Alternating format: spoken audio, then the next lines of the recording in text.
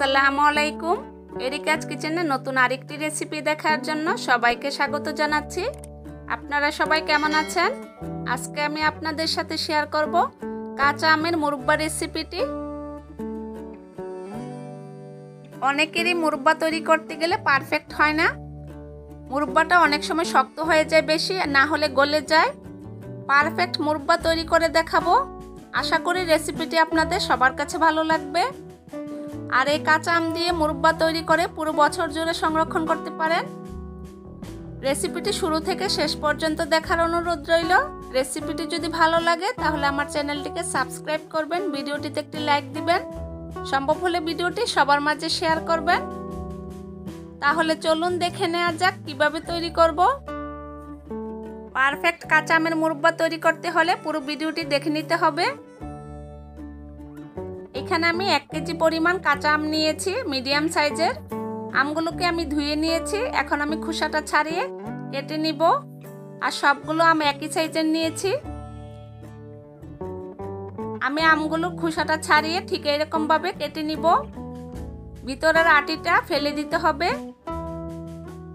মুরব্বা তৈরি করার জন্য এমন আম নিতে হবে যেন ভিতরের আটিটা অনেক শক্ত থাকে। আমগুলোকে আমি খোসা ছাড়িয়ে নিয়েছি আর কেটে নিয়েছি। এখন আমি একটা কাঁটা চামচের সাহায্যে আমগুলোকে কেচে নিব। আর মুরব্বা তৈরি করার জন্য আমগুলোকে কেচে নেওয়া জরুরি। আমগুলোকে খুব ভালোভাবে কেচে নিতে হবে। আর এই কাজটা একটু ধৈর্য সহকারে করতে হবে। আমগুলোকে এমনভাবে কেচে নিতে হবে যেন ভিতরে শক্ত আটিটা পর্যন্ত কাঁটা চামচটা গিয়ে পৌঁছায়।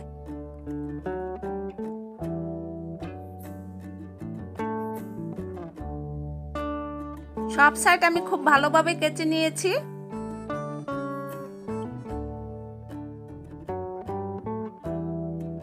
দেখুন আমটা কত সুন্দরভাবে কেচে নিয়েছি। ঠিক এইভাবে আপনারা কেচে নিতে হবে। একইভাবে আমি সবগুলো আম কেচে নিব। মুরব্বা তৈরি করার কঠিন কাজটাই হলো আমগুলোকে কেচে নেওয়া। আমগুলোকে খুব ভালোভাবে কেচে নিলে মুরব্বার ভিতরে শিরাটা খুব ভালোভাবে ঢুকতে পারে। আর মুরব্বাটাও তখন খেতে খুব ভালো লাগে। ঠিক এইভাবে আপনারা আমগুলোকে কেচে নেবেন। আর একটু সহজভাবে আমগুলোকে কেচে নিতে পারেন। হাতে লাগার ভয় থাকবে না। একটি কাঁটা চামচ দিয়ে চাপ দিয়ে ধরে আরেকটা কাঁটা চামচ দিয়ে কেচে নেবেন, সব পাশ ঘুরিয়ে ঘুরিয়ে।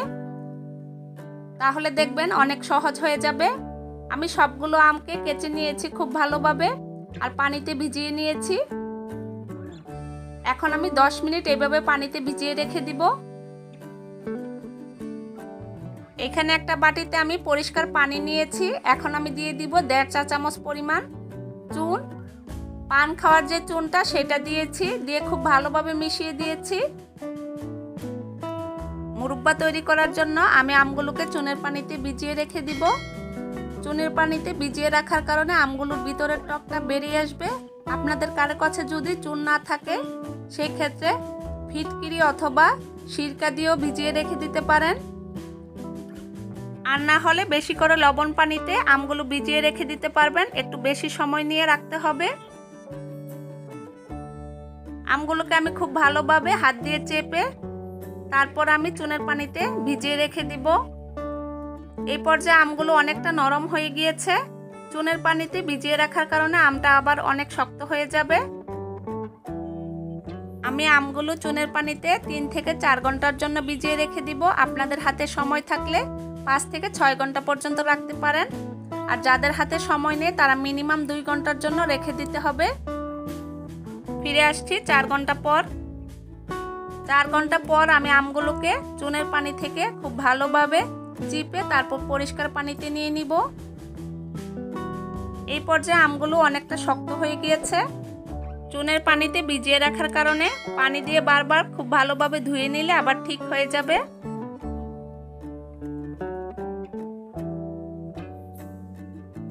সবগুলো আম আমি চুনের পানি থেকে খুব ভালোভাবে চিপে নিয়েছি। এখন আমি আমগুলোকে খুব ভালোভাবে ধুয়ে পরিষ্কার পানিতে নিয়ে নিব। আর এইভাবে আমি 3 থেকে 4 বার আমগুলোকে পরিষ্কার পানি দিয়ে খুব ভালোভাবে ধুয়ে নিব।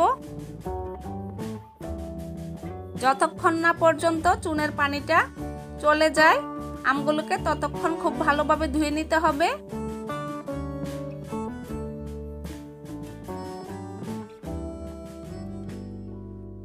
আমগুলোকে আমি খুব ভালোভাবে 4 থেকে 5 বার পানিটা চেঞ্জ করে ধুয়ে নিয়েছি।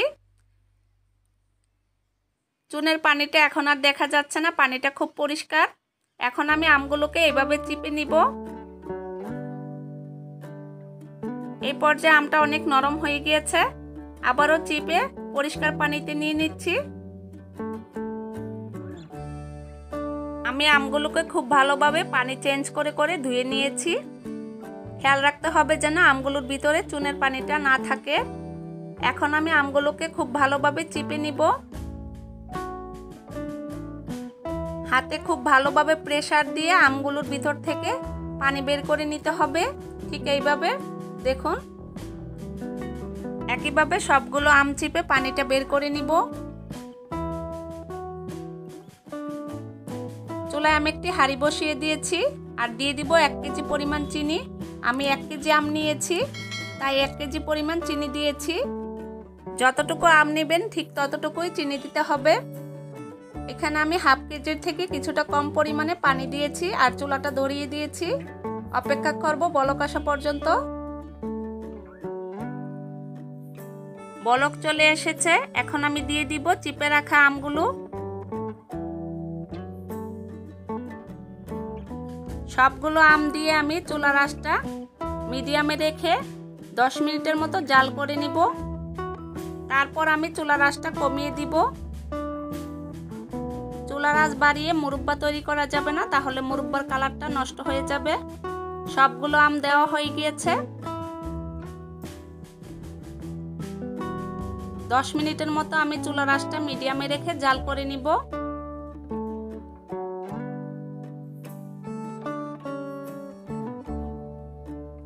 বলক চলে এসেছে। আমগুলোকে হালকাভাবে একটু নেড়ে দিতে হবে, কিছুক্ষণ পর পর উল্টিয়ে দিতে হবে। আমি আমগুলোকে 10 মিনিটের মতো জাল করে নিয়েছি। এখন আমি চুলার আঁচটা মিডিয়াম লোতে রেখে দিব আর এইভাবে আমি আমগুলোকে জাল করে নিব 30 থেকে 40 মিনিটের মতো। তাহলে ফিরে আসছি 40 মিনিট পর। আমি 40 মিনিটের মতো আমগুলোকে জাল করে নিয়েছি। ঠিক এরকম একটা কালার এসেছে। আর চুলার আঁচটা দেখে নিশ্চয়ই বুঝতে পারছেন কতটা লোতে রেখেছি। এর থেকে বেশি হাই হিটে মুরব্বা তৈরি করা যাবে না, তাহলে মুরব্বার কালারটা লালচে হয়ে যাবে। মুরব্বার ভিতরে ভালোভাবে শিরা ঢুকতে পারবে না। এরই মাঝে মুরব্বার কালারটাও চেঞ্জ হয়ে গিয়েছে। চুলার আঁচটা লোতে রেখে আমি আরও 15 থেকে 20 মিনিটের মতো মুরব্বাটাকে জাল করে নিব। আর কিছুক্ষণ পর পর আমি উল্টিয়ে পাল্টিয়ে দিব।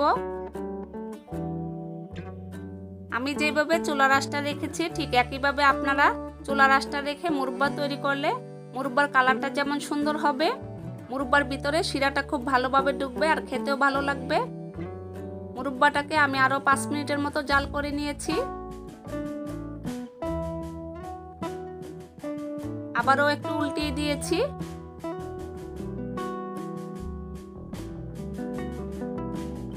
দেখুন মুরব্বাটা কতটা স্বচ্ছ হয়েছে আর কতটা সুন্দর হয়েছে। আমি আরও 10 মিনিটের মতো জাল করে নিব। 10 মিনিট জাল করে নিলে শিরাটা আরও অনেক ঘন হয়ে যাবে আর কালারটাও চেঞ্জ হয়ে যাবে মুরব্বার। শিরাটাকে খুব বেশি ঘন করা যাবে না, তাহলে মুরব্বাটা শক্ত হয়ে যাবে। আমি আরও 10 মিনিট জাল করে নেওয়ার পর মুরব্বাটা এরকম হয়েছে। এরকম থাকতেই মুরব্বাটা চুলা থেকে নামাতে হবে। শিরাটা চুলা থেকে নামানোর পর আর অনেকটা ঘন হয়ে যাবে আর মুরব্বার খুব সুন্দর একটা কালার এসেছে। এখন আমি চুলা থেকে নামিয়ে মুরব্বাটাকে ঠান্ডা করে তারপর আপনাদেরকে পরিবেশন করে দেখাবো। মুরব্বাটাকে আমি 5-6 ঘন্টা ঠান্ডা করে নিয়েছি। 5-6 ঘন্টা পর মুরব্বাটা ঠিক এরকম হয়েছে।